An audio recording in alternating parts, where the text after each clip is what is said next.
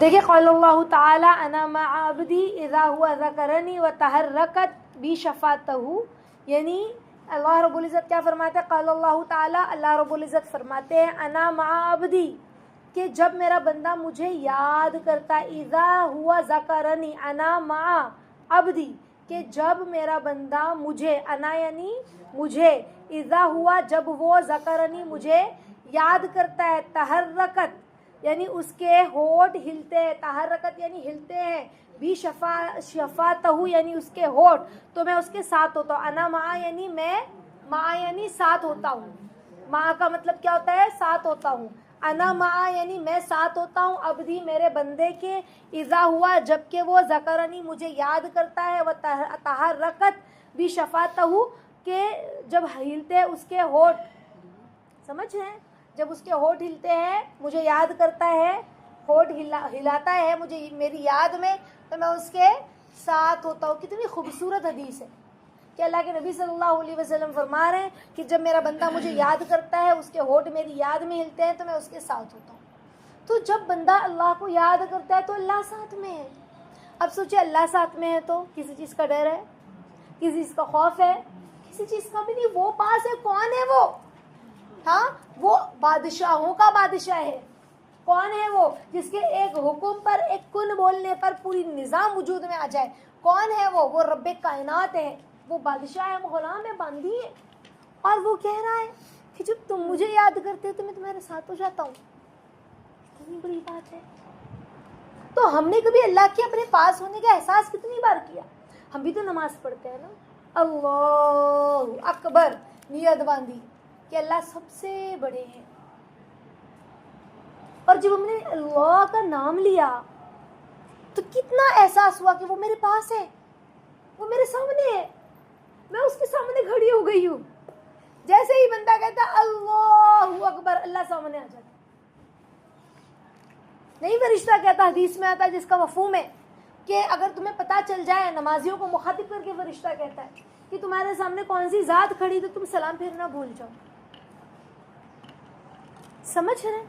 تو وہ ہمارے سامنے ہے، اس کی خوشی کیسی ہونی چاہیے نماز کہ وہ سامنے ہے، وہ پاس ہے، وہ ہمارے ساتھ ہے۔ تو ہمیں اللہ کا ذکر کرتے رہا کریں۔ ہمارے استاد کہتے ہیں اللہ کو یاد کرنا نہ پڑے، اس کی یاد آتی رہے۔ اچھا، یاد کرنے کا، ذکر کرنے کا مطلب کیا؟ تسبیح ہاتھ میں لے کے کلمہ پڑھنا، تسبیح ہاتھ میں لے کے درود پڑھنا، بس یہ ذکر ہے؟ آپ نے جب بھی جس وقت کی جو دعا پڑھی وہ اللہ کا ذکر ہے۔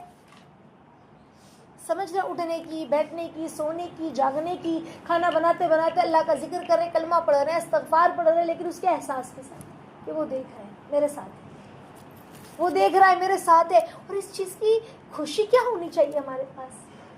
جب یہ چیز ہمیں یاد آ جائے تو کیسا ہمارا دل مسرور ہو جائے کہ وہ ہمارے پاس ہے، ہمارے ساتھ ہے۔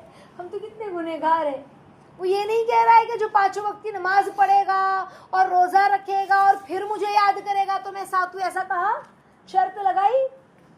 یہ شرط لگائی اللہ نے؟ نہیں، بس کیا کہا کہ وہ مجھے یاد کرے گا تو میں اس کے ساتھ رہوں گا۔ کوئی نماز اور روزہ اور صدقہ زکوٰۃ کی شرط نہیں لگائی اللہ رب العزت نے۔ کیسی بات ہے؟ تو انشاءاللہ ہم اللہ کو یاد کریں جیسا اللہ کو یاد کرنے کا حق ہے۔ اللہ کو یاد کرے جیسے یاد کرنے کا حق ہے، وہ رب العالمین ہے۔ ہم گنہگار بندے ہیں، ہم صبح دوپہر شام گناہ کرتے ہیں، لیکن اس کے باوجود وہ کہہ رہا ہے کہ تم یاد کرو گے تو میں تمہارے ساتھ ہوں۔ اس کے باوجود تو اللہ تعالیٰ ہمیں اس پر عمل کرنے کی توفیق عطا فرمائے اور خوب اپنی یادوں میں محو رہنے کی، اپنی یادوں میں کھو جانے کی توفیق عطا فرمائے۔ ہماری استاذہ کہتی ہے کہ ایمان والا دنیا کے غم کو اپنے اوپر مسلط نہیں کرتا۔ سمجھ رہے؟ دیکھو حالات، بیماریاں، تکالیف، مصیبتیں کس کے پاس نہیں ہیں؟ کسی کی کسی شکل میں، کوئی کسی شکل میں، کوئی کسی شکل میں، کوئی کسی شکل میں۔ سمجھ رہے؟ ہر کوئی کسی نہ کسی لائن سے پریشان ہے۔ حالات ہے کیونکہ دنیا تو دار الغرور ہے، دھوکے کا گھر ہے، دنیا تو آزمائش کی جگہ ہے، یہاں تو اللہ آزمائیں گے کہیں نہ کہیں، کسی نہ کسی طریقے سے۔ تاکہ ایک بچہ بھی، ہاں، جس کو کوئی مسئلہ نہیں ہے، نہ شادی کا، نہ بیاہ کا، نہ کسی کا، وہ بھی ٹینشن میں۔ کیوں ٹینشن میں؟ پڑھائی، کسی نے کچھ بول دیا، کسی نے تانا دے دیا، یعنی کچھ نہ کچھ دماغ میں ٹینشن. ایک بچے کے بھی ہر کوئی آزمائش سے گزرتا ہے، سمجھ رہے ہیں؟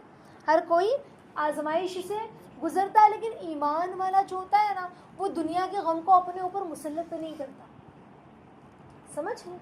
اور اس کے سامنے اللہ کا احساس ہوتا ہے.